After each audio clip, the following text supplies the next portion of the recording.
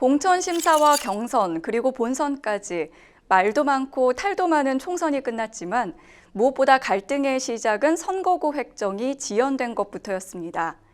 4년을 위한 준비, 숨가쁘게 달려온 과정이 총선 한 달을 조금 남겨두고 무너지면서 후보들 사이에선 불만이 속출했고 나아가 선거구 미획정은 민주정치 근간을 훼손하는 것이라는 비판도 나왔는데요.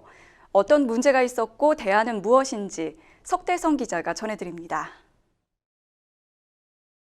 비례대표 한석 양보하고 경계 조정한 합의안 가지고 처리를 하자고 요구를 했습니다만 추가 요구를 들어주지 않으면 다시 획정이 안 대로 하겠다고 협상을 파기하고. 애초 당시 획정의 안 자체가 매우 불공정하고 일방적으로 처리돼서 왔기 때문에 우리로서는 수용할 수 없었습니다. 어쩔 수 없이 협의가 안 된 하에서 불가피하게 원안을 받겠다고 통보를 했습니다.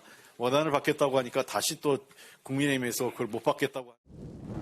선거구 획정위는 선거일 13개월 전까지 선거구 획정안을 국회의장에게 제출해야 한다. 지역구는 선거일 1년 전까지 확정해야 한다. 법률로 명시한 이런 규정, 선거 때마다 우습게 무시됩니다.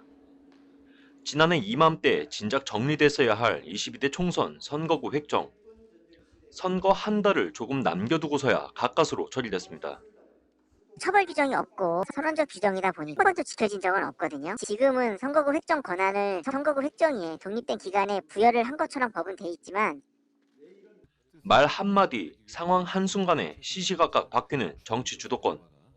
자신의 정당이나 특정 후보자에게 유리하도록 선거구를 짜려는 게리맨더링 탓에 이번에도 가장 피해를 본 건 유권자입니다.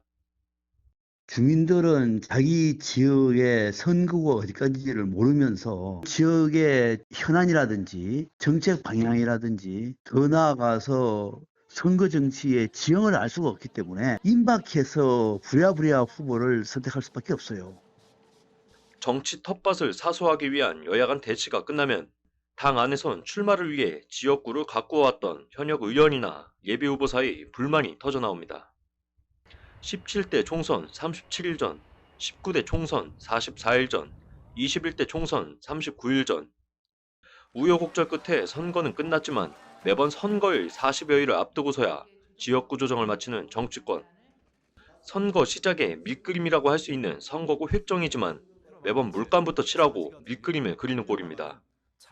일찌감치 도출해야 선거 결과에 대한 신뢰도 높아지는데 정치적 이해관계 개입으로 민주주의만 손실되고 있다는 평가입니다.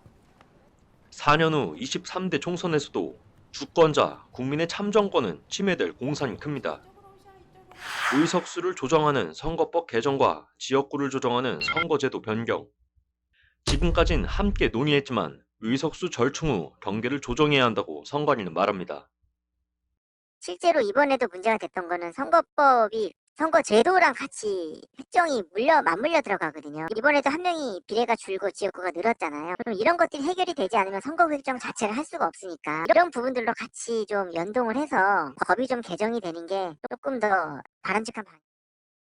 전문가들은 더 엄격한 규정을 도입해야 한다고 강조합니다. 국회법을 개정해서 선거구 획정위원회가 최소한 선거 2년 전에 획정안을 준비를 해서 그로부터 6개월 이내에 선거구 공통 획정안을 만들어내고요. 그 안을 가지고 6개월 동안 국회에서 논의하고 난 다음에 선거 1년 전에 확정이 안 될 경우에는 획정위원회의 안대로 선거구가 확정되도록 법을 강제하면은 국민 참정권 보장을 위해 주기적인 갱신과 대비가 필요하다는 지적입니다. 법률방송 석대성입니다.